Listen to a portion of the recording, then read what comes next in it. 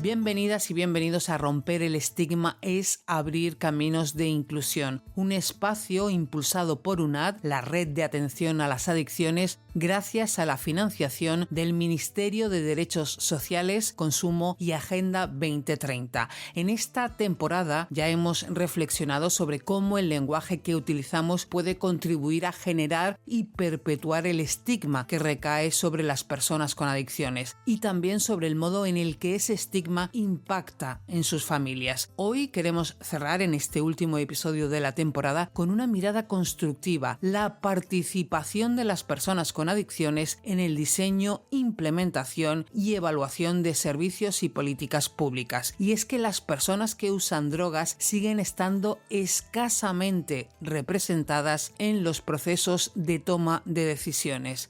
Las políticas suelen hacerse sobre las personas con adicciones y no con ellas. Cuando las personas no pueden opinar, decidir o implicarse en los procesos que les afectan, se reproduce una relación desigual que perpetúa la discriminación.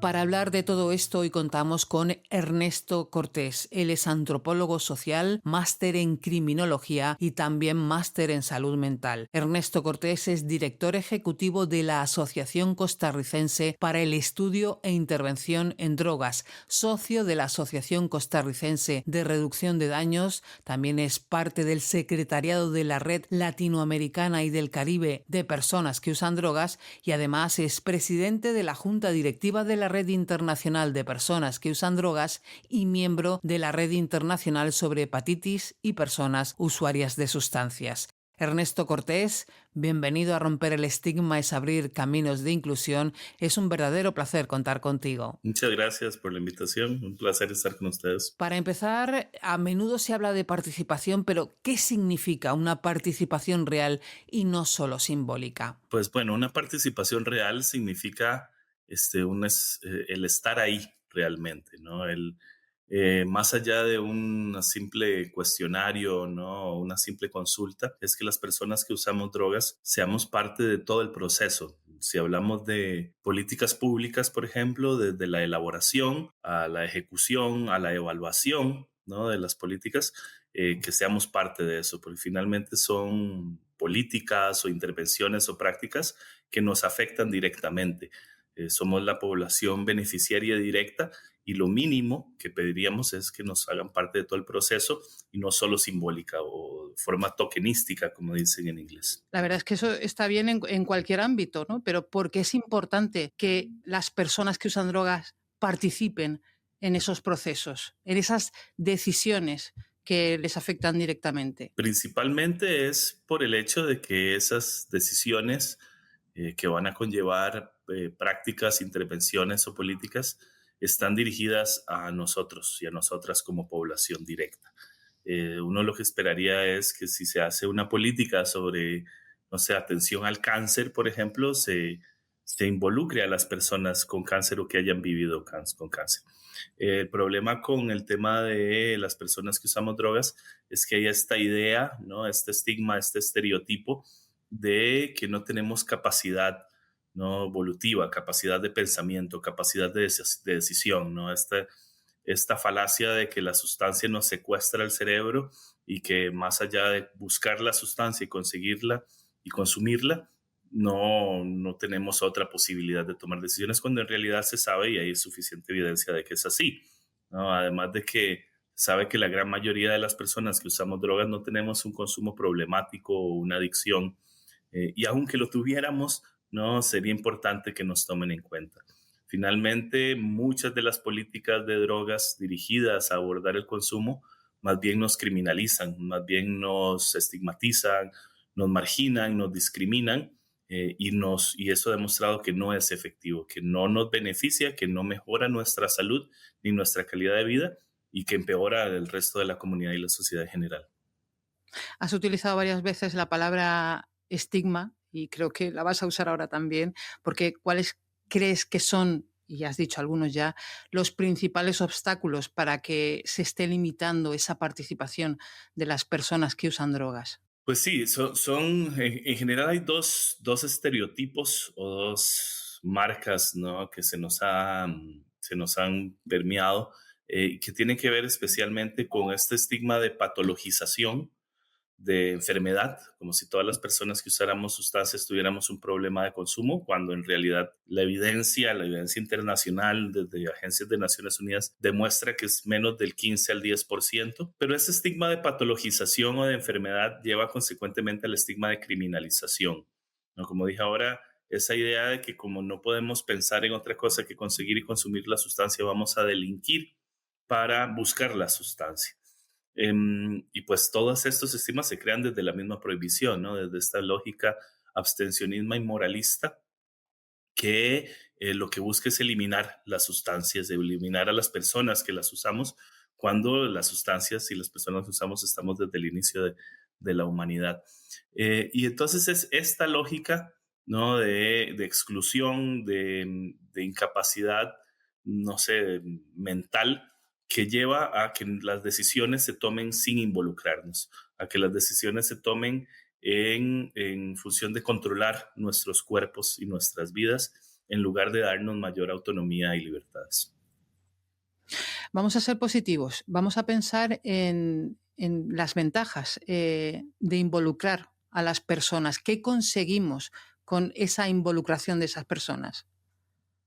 Pues primero que todo, intervenciones, estrategias o políticas que estén basados en nuestra realidad y en nuestras necesidades, en nuestras posibilidades y nuestras capacidades, ¿no?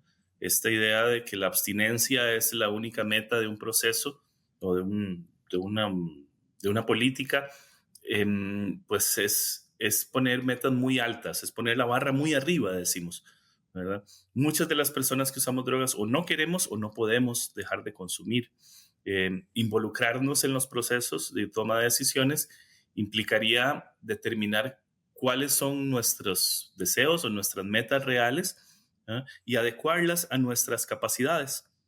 Repito, puede ser que una persona en situación de vulnerabilidad quiera dejar de consumir, pero no tiene la capacidad de hacerlo, ¿verdad? O no hay ciertos espacios o ciertos, que podemos decir, dispositivos o intervenciones que no están adaptadas a mis necesidades o a mis deseos, mientras que hay otras que les sirven más ciertos tipos de intervenciones. Entonces, finalmente es esa lógica más desde un enfoque de reducción de daños, de ampliar las posibilidades, ampliar los servicios, porque finalmente la lógica debería ser adaptar estas intervenciones o estas políticas a nuestras necesidades y posibilidades, y no lo contrario, que es lo que vemos actualmente. Tenemos que adaptarnos nosotras y nosotros a los servicios e intervenciones.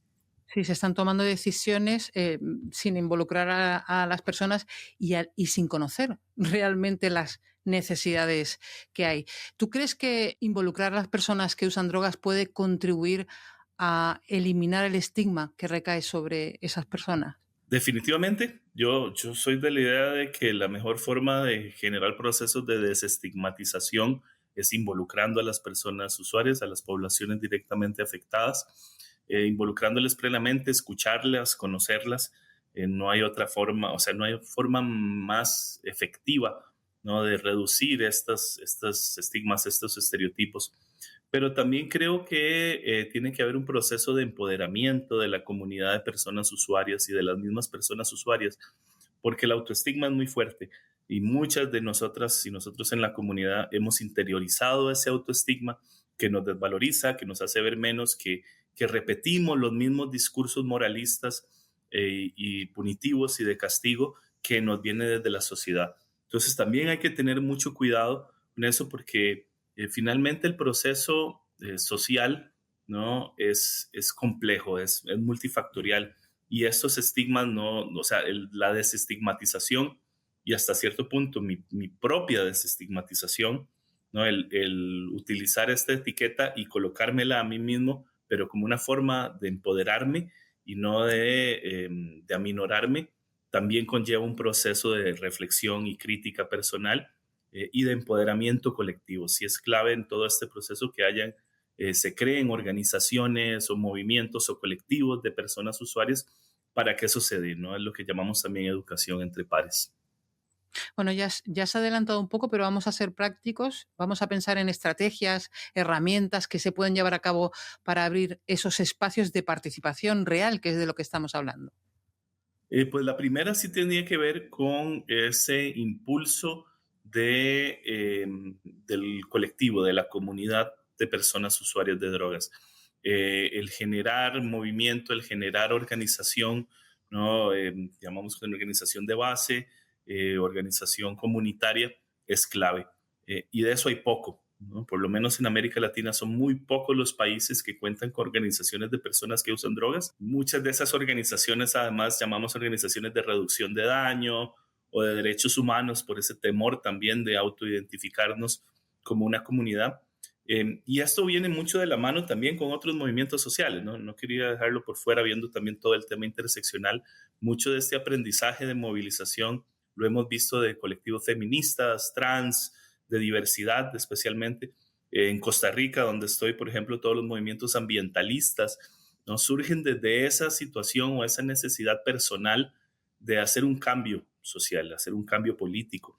Y cómo yo me politizo, ¿no? Cómo entiendo que lo personal es político, parte de ahí, parte de esa posibilidad y esa oportunidad de poder educarme, de poder entender la realidad, de poder ser crítico con estas políticas y estas decisiones y poder señalarlas y demandarlas, ¿no? Y denunciarlas.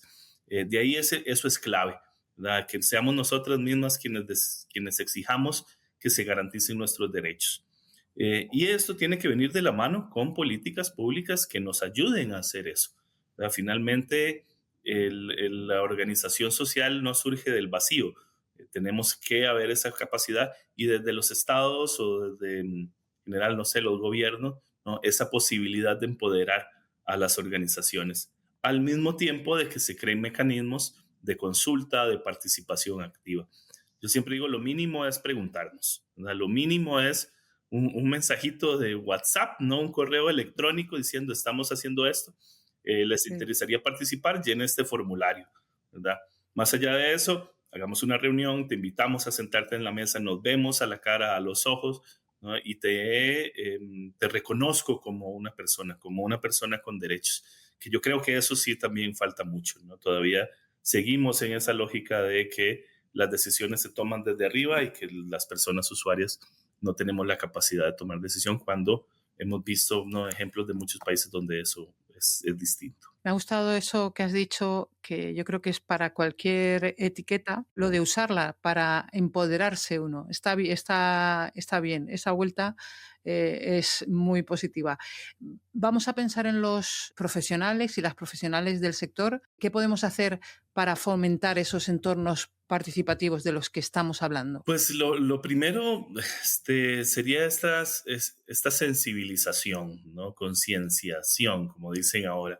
Em, Porque muchas de las personas o sea, muchas de las personas que estigmatizan a las personas que usamos drogas lo hacen también porque no han escuchado nada distinto, porque no han visto, ¿no?, una realidad distinta, ¿verdad? Finalmente, no solo lo pienso desde profesionales, lo pienso desde familiares.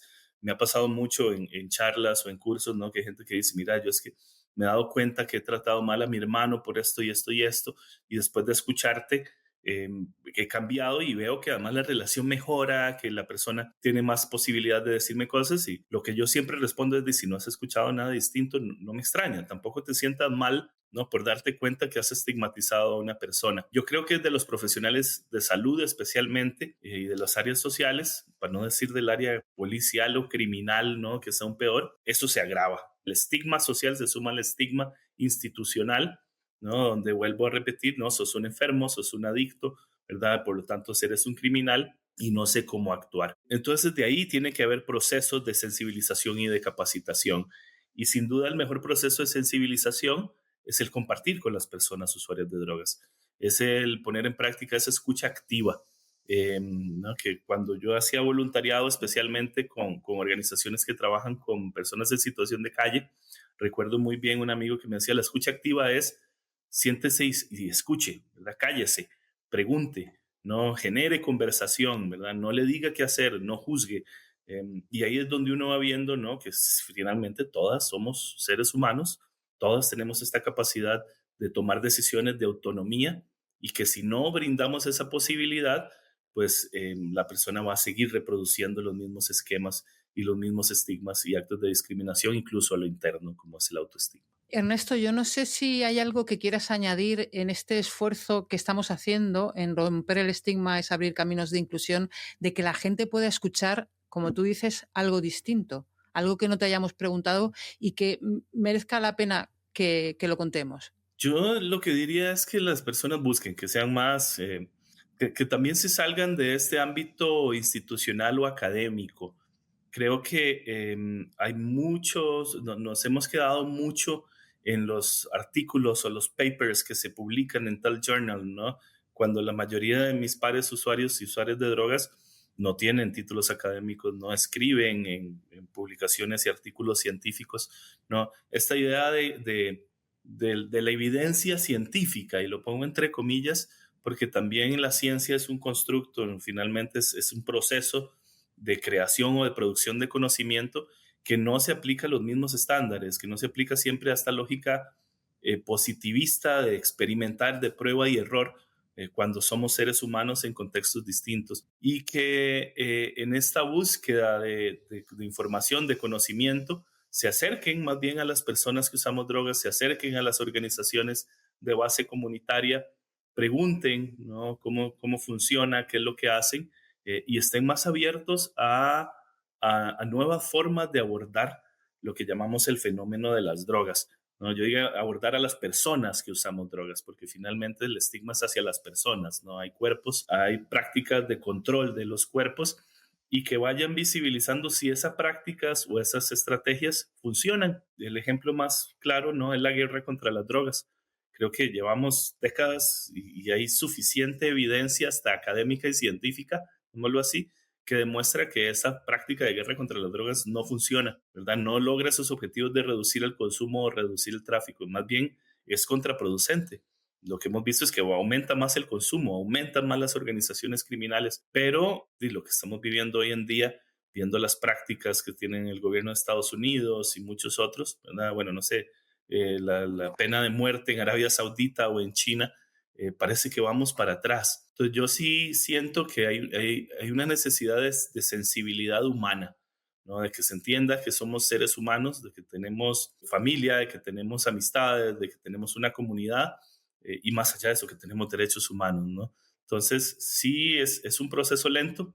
Yo sí creo que a futuro lo que buscaríamos, ¿no?, en el horizonte sería un modelo regulado de sustancias, ¿no?, donde podamos adquirir sustancias de calidad, que sepamos que no están adulteradas, pero que además podamos acceder a recursos y servicios, a información, a servicios de salud, a servicios sociales. Yo sé que no voy a ver eso en mi vida, creo que me voy a morir sin ver drogas reguladas, ¿no? Pero por lo menos esa sensibilización debería ser el proceso, por lo menos entender que como seres humanos tomamos decisiones y que los estados lo que deberían hacer es protegernos. Bueno, todavía nos queda mucho por ver. Sí, Todavía nos queda mucho, tiempo entonces, y mucha cosa por ver. Ernesto Cortés, presidente de la Junta Directiva de la Red Internacional de Personas que Usan Drogas, un verdadero placer escuchar algo distinto en este romper el estigma y abrir caminos de inclusión. Muchas gracias. Gracias a ustedes, con mucho gusto. Ernesto, gracias por poner luz en romper el estigma es abrir caminos de inclusión. La participación no es un extra, es una herramienta poderosa para desmontar el estigma, cuestionar nuestras prácticas y construir intervenciones más horizontales. Es reconocer que las personas que tengo delante tienen saberes, vivencias y propuestas que pueden enriquecer lo que hacemos. Gracias a Ernesto Cortés por compartir su mirada y gracias a todas las personas que hacen posible que estos espacios existan. Cerramos aquí esta serie de podcast producida por UNAD gracias a la financiación del Ministerio de Derechos Sociales, Consumo y Agenda 2030. Te invitamos a escuchar el resto de episodios. Los tienes en YouTube, en Spotify y en iVoox. Y no olvides seguirnos en X, en Instagram y en Facebook y visitar nuestra página web unad.org para estar al tanto de todas las novedades de UNAD. Hasta pronto.